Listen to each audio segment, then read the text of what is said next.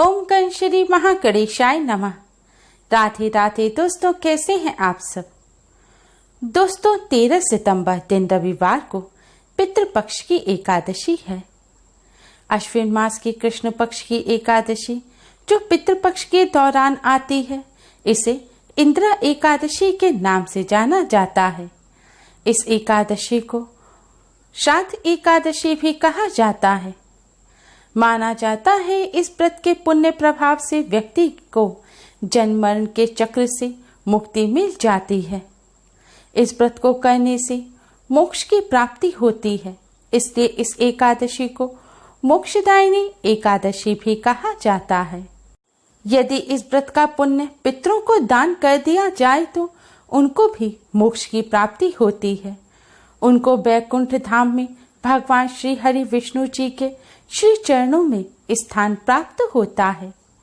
यमलोक में यमराज जिन पितर को दंड स्वरूप नरक लोक का कष्ट देते हैं, वे इंदिरा एकादशी व्रत के पुण्य से मोक्ष को पाते हैं।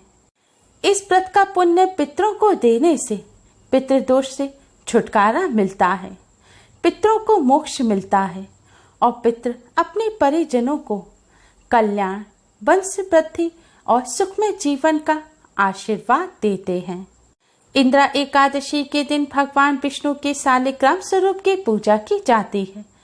पूजा के समय भगवान विष्णु से अपने पितरों की मुक्ति या मोक्ष के लिए प्रार्थना की जाती है और पितरों द्वारा जाने अनजाने में की गई सभी गलतियों की क्षमा मांगी जाती है। पूजा समापन के बाद पितरों के नाम से श्राद्ध किया जाता है। फिर ब्राह्मणों को भोजन कराकर और दक्षिणा देकर शहर से विदा किया जाता है। व्रत का पारण अगले दिन सूर्योदय के बाद किया जाता है। इस बार इंदिरा एकादशी व्रत के पारण का शुभ मुहूर्त है 14 सितंबर दिन सोमवार को सुबह 6:09 से सुबह 8:38 के बीच में। दोस्तों इस बार इंदिरा एकादशी रविवार के दिन है। रविवार के दिन एकादशी होने से इसका महत्व और ज्यादा बढ़ गया है, क्योंकि रविवार का दिन भगवान सूर्य नारायण को समर्पित है। इस दिन भगवान सूर्य देव का विशेष रूप से पूजन किया जाता है। पितरों के निमित्त तर्पण करते समय भी भगवान सूर्य नारायण को अर्घ्य दिया जाता है, तभी पितरों के निमित्त की गई पूजा संपन्न होती है। दोस्तों जैसे देवी देवताओं को भोग लगाने के लिए यज्ञ में अग्नि में आहुति दी जाती है, जैसे देवी देवता अग्नि के जरिए भोग स्वीकार करते हैं, इसी प्रकार पितृदेव सूर्य की किरणों के जरिए, सूरज की रोशनी के जरिए भोजन को स्वीकार करते हैं, तभी पितरों को तृप्ति मिलती है। इसलिए पितरों का श्राद्ध हमेशा दोपहर के समय किया जाता है, जब सूर्य की किरणें सीधी धरती पर पड़ती हैं। इसलिए पितरों को मुक्ति दिलाने के लिए और पितृदोष से मुक्ति प्राप्त करने के लिए, पितरों का आशीर्वाद प्राप्त करने के लिए भगवान सूर्य नारायण का पूजन विशेष रूप से किया जाता है। इसलिए इस बार की एकादशी रविवार के दिन होने से और ज्यादा खास हो गई है। आज की इस वीडियो में हम आपको एकादशी और रविवार के इस शुभ संयोग पर करने वाला एक बहुत ही आसान और असरकारक उपाय बताने जा रहे हैं। इस उपाय को करने से पितृ प्रसन्न होते हैं। पितरों के आशीर्वाद से जीवन में चल रही सभी परेशानियां दूर हो जाती हैं। जन्मों जन्मों के पितृदोष पितृ आशीर्वाद में बदल जाते हैं और पितरों को मुक्ति और शांति मिलती है और पितृ तृप्त और मुक्त हो जाते हैं। उपाय करने के लिए स्नान करके स्वच्छ वस्त्र धारण करें। आज के दिन लाल या पीले रंग के वस्त्र पहनना बहुत ही शुभ माना जाता है। इस उपाय को करते समय भूलकर भी काले रंग के वस्त्र ना पहनें। स्नान करने के पश्चात आप एक पात्र लें। ध्यान रखें, आपको लोहे का या तांबे का पात्र नहीं लेना है, ना ही प्लास्टिक का पात्र लें। आप इसके लिए पीतल का, स्टील का या फिर मिट्टी का पात्र ले सकते हैं। अब आप इस पात्र में शुद्ध जल भरें। जल में थोड़ा सा कच्चा दूध डालें, थोड़ी सी चीनी डालें। अगर आपके घर में गंगा जल है तो थोड़ा सा गंगा जल भी आप इस जल में मिला दें और इस जल में 2 पुष्प भी डाल दें। दोस्तों, इन सभी सामान के साथ आपको इस जल में सबसे खास एक चीज डालनी है और वह है काले तिल। आप थोड़े से काले तिल भी साफ करके इस जल में डाल दें। दोस्तों, काले तिल का शास्त्रों में विशेष महत्व बताया गया है। गरुड़ पुराण के अनुसार तिल के साथ श्रद्धा से जो कुछ पितरों को अर्पित किया जाता है वह अमृत रूप होकर उन्हें प्राप्त होता है। पितर किसी भी योनि में हो, उन्हें वह सब उसी रूप में प्राप्त होता है। पितृपक्ष के दौरान पितरों की सद्गति के लिए पिंडदान और तर्पण के लिए काले तिल का उपयोग किया जाता है। काले तिल भगवान विष्णु जी के शरीर से निकले हैं और पितरों को भगवान विष्णु जी का ही स्वरूप माना जाता है। शास्त्रों में भगवान विष्णु को पितृदेव कहा गया है। गरुड़ पुराण में बताया गया है कि तिल 3 प्रकार के होते हैं, श्वेत, भूरा व काला। श्वेत तिल देवताओं को, भूरा तिल मनुष्य को और काला तिल पितरों को तृप्त करने वाला होता है। काला तिल भगवान विष्णु जी को अति प्रिय है। यह देव अन्न है, इसलिए पितरों को भी काले तिल बहुत प्रिय हैं।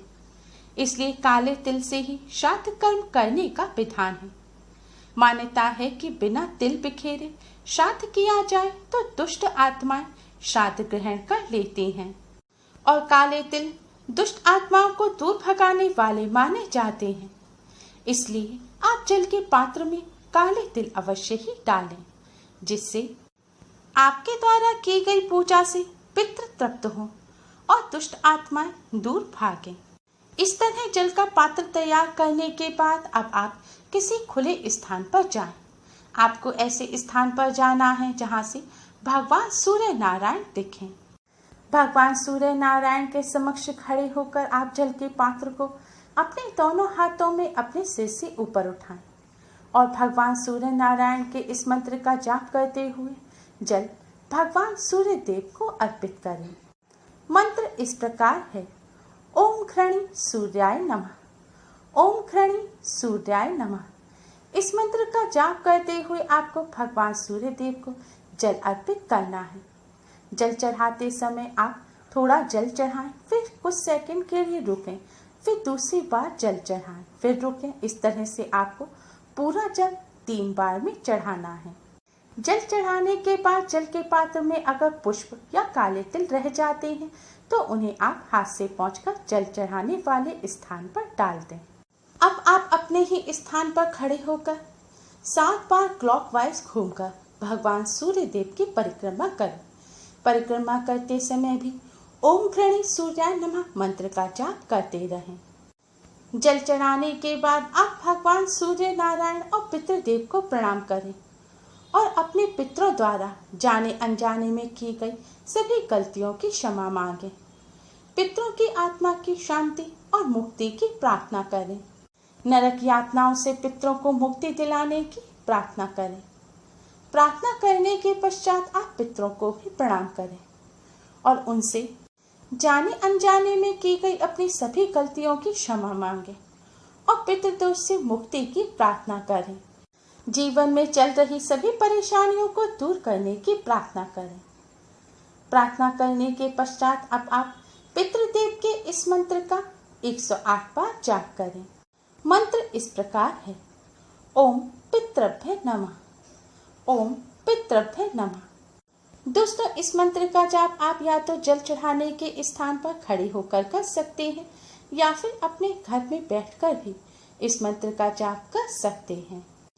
इस उपाय को करने से भगवान सूर्य नारायण, पितृदेव यानी कि भगवान विष्णु जी और पितरों का भरपूर आशीर्वाद प्राप्त होता है।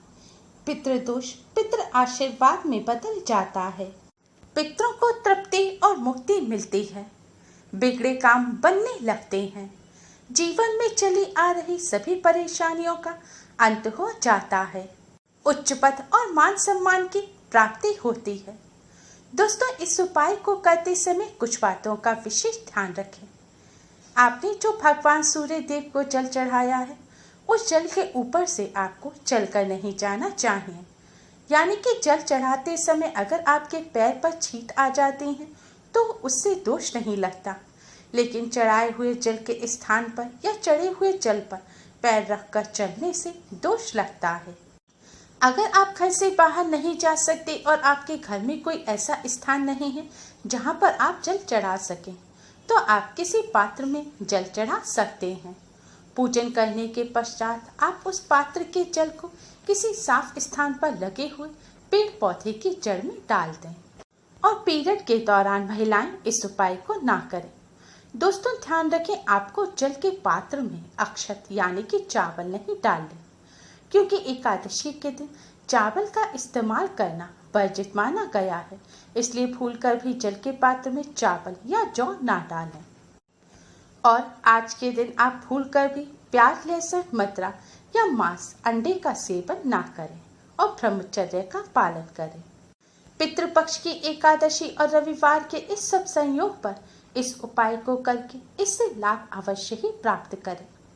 उम्मीद है आपको हमारी ये वीडियो पसंद आई होगी। प्लीज लाइक करें, हमारी इस वीडियो को अपने फ्रेंड्स और रिश्तेदारों में ज़्यादा से ज़्यादा शेयर करें, जिससे वह भी इसका लाभ उठा सकें। हमारी और भी वीडियोस के लिए हमारे चैनल को सब्सक्राइब करना ना भूलें। Thanks for watching. Radhe Radhe.